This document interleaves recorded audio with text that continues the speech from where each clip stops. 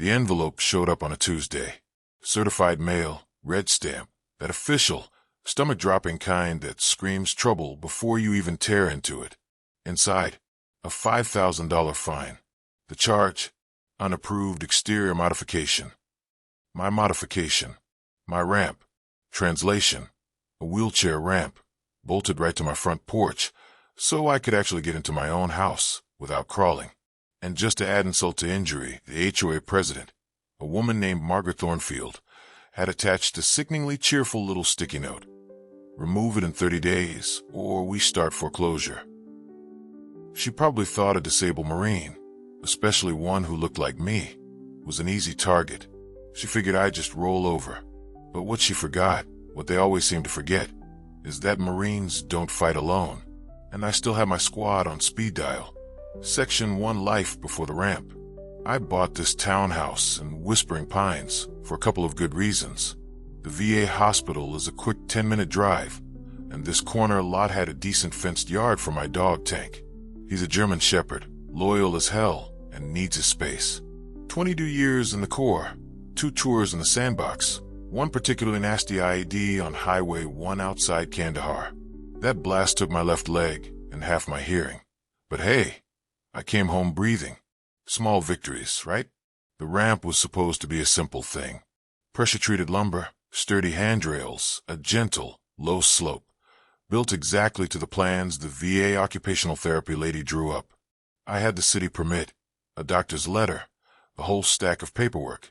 The HOA bylaws themselves even stated, clear as day, reasonable modifications for accessibility shall be approved. So I filed my paperwork, waited the required 15 business days, heard absolutely nothing back, and started construction on day 16. My neighbors, good people, actually brought out lemonade while I worked. One even pitched in, helped me set the posts. For maybe 48 hours, life felt normal. Like I was just a guy building a deck, not a veteran fighting for basic access to his own home. Section 2, the fine. Then came the knock. Not a friendly neighborly knock, but the kind that rattles your teeth. HOA compliance officer, neon safety vest, clipboard clutched like it was a loaded rifle. He cited me for construction without written consent, then had the audacity to claim the ramp clashes with the community aesthetic. I handed him my packet, the VA letter, the doctor's signature in blue ink, the city stamp of approval. He just shrugged, snapped a few photos, and mumbled something about the board reviewing it. 2 weeks later, that certified envelope arrived. $5,000. $5,000. That's about the same cost as the prosthetic knee I'm still paying off. The one that lets me walk into my house. I emailed Margaret, asked for a hearing, a chance to explain. Her reply came in all caps. Rules are rules. Begone. Can you believe the nerve? I forwarded her the Fair Housing Act link, highlighted the part about reasonable accommodation for disabilities. She answered with a gif of a gavel, a GIF. I forwarded the state civil code. That's when she upped the fine to $7,500 for continued noncompliance. That was it. That's when I felt the old familiar switch flip inside me. Calm, cold, mission-oriented. It wasn't about the money anymore. It was about principle. It was about respect. Section 3, 1 phone call. I hadn't spoken to Gunny Ramirez since the retirement ceremony at Camp Lejeune. Figured he was probably fishing somewhere off the coast of Florida, living his best life. But his number was still saved in my phone under boss. I dialed it. 2 rings. You in jail, Green? He barked, his voice still that familiar gravelly rumble. Worse, I said, a wry grin spreading across my face. HOA. I laid it all out for him. The ramp, the fine, Margaret's threats of foreclosure. He laughed. Not a light chuckle, but the deep belly laugh of a mortar team when someone says incoming is just fireworks. He didn't need details. He knew.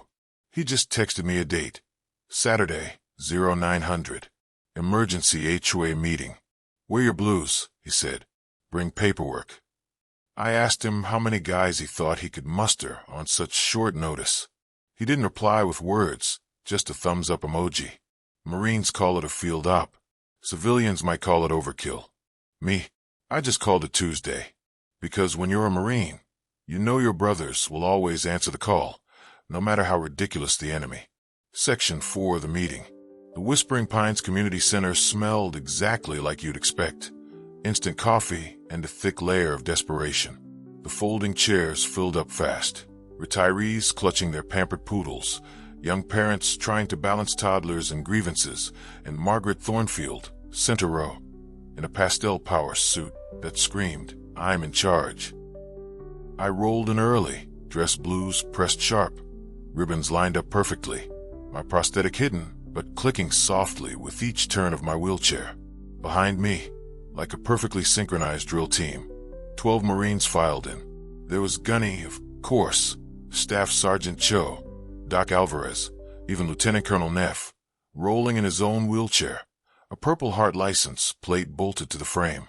They moved with purpose, dress covers coming off, stacked neatly on a small table, like a flag-folding ceremony. Margaret's smile, thin and brittle to begin with, completely melted. The meeting started, and when it came to open floor, I didn't mince words. I read the Fair Housing Act aloud, then the state statute, then the VA doctor's letter. Every word echoed in the suddenly silent room. Doc Alvarez followed, presenting pictures of the ramp, built exactly to ADA specs, professionally done, safe, and frankly, looking pretty damn good.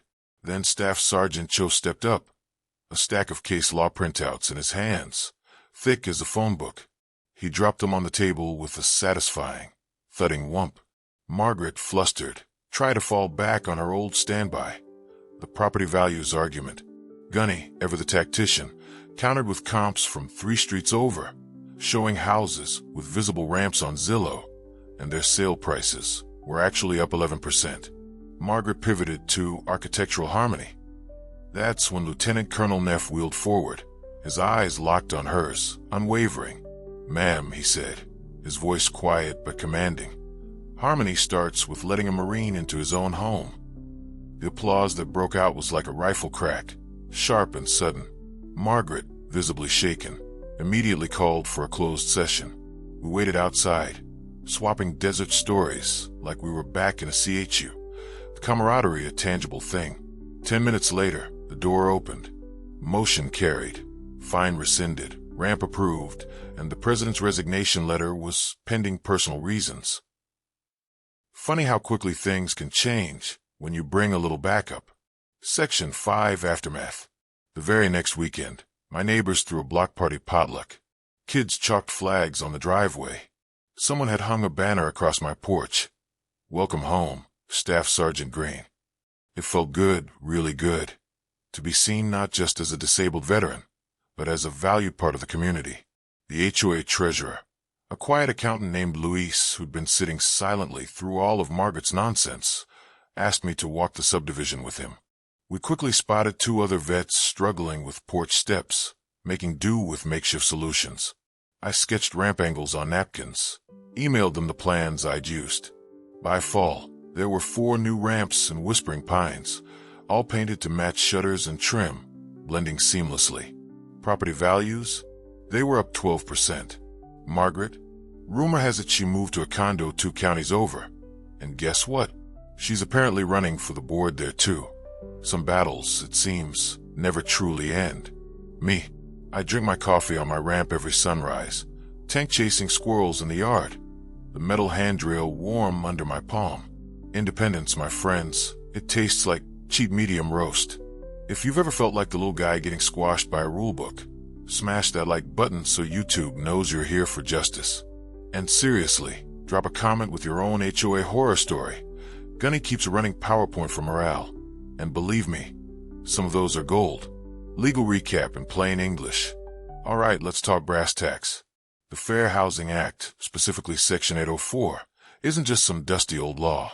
It clearly states that homeowners associations must allow reasonable modifications when a disability requires it. And what does reasonable mean? It means medically necessary, professionally built, and code compliant. They can ask for plans, a timeline, even a restoration agreement if you eventually move. But here's the kicker. They absolutely cannot deny your request simply because they think it's ugly or clashes with the aesthetic. That's not how this works. If they try to deny you, or fine you, or threaten you over a legitimate, medically necessary modification, you've got recourse. File a HUD complaint within 1 year. The online form takes about 20 minutes. Make sure you include photos, doctor's letters, all those email chains. The penalties for an HOA, we're talking up to 16 grand plus damages. Plus they pay your attorney fees. So in plain English, pick on a vet or anyone with a disability needing reasonable accommodation, and you're probably going to be writing a very big check. Why veterans hit so hard? It's no secret that Americans trust the military more than almost any other institution. Gallup consistently shows confidence levels around 71%. So, when an HOA goes after a veteran, especially a disabled one, neighbors don't just see a paperwork dispute. What they see is someone who literally wrote a blank check to Uncle Sam, who sacrificed for this country, getting hassled over a simple plank of wood. That emotional math turns a petty board into a national villain faster than you can say aura. Add the layer of race. Black veterans, historically, face higher denial rates for home modifications, for loans, for so many things, and the story becomes civil rights rocket fuel. Media picks it up, city council members get embarrassed, state reps start talking about new legislation. One 5-minute speech from a guy in dress blues, backed by his brothers, can undo years of petty tyranny. It's not just about the ramp. It's about what that ramp represents. The Brotherhood business. Marines call it the favor bank. You spend 20 years depositing by showing up at 0400, by having your brother's back in a firefight, by being there. No questions asked. Then, when you need it, you withdraw. And what I withdrew was 12 buddies in blues, standing behind me at a folding table tribunal. The civilian world calls it networking. We just call it family. And the same principle works for any community, really. Your PDA, your union, your church choir. Keep receipts, keep relationships, keep courage. When the board threatens foreclosure, you don't necessarily need artillery. What you do need are allies who know how to read a statute, who show up on time, and who aren't afraid to stand up for what's right. That's real power. Margaret Thornfield thought a clipboard was power. She learned, the hard way, that a folded piece of paper from the HOA can't compete with a folded flag, especially when it's carried by a Marine. So if your HOA is nickel and diming you over a ramp, a fence, or even the color of your mailbox, remember, rules cut both ways. And sometimes, just sometimes, justice rolls up in a dress blue wheelchair convoy. Share this with the veteran in your life. Hit subscribe for more stories that end with the good guys winning. And as always, Semper Fi.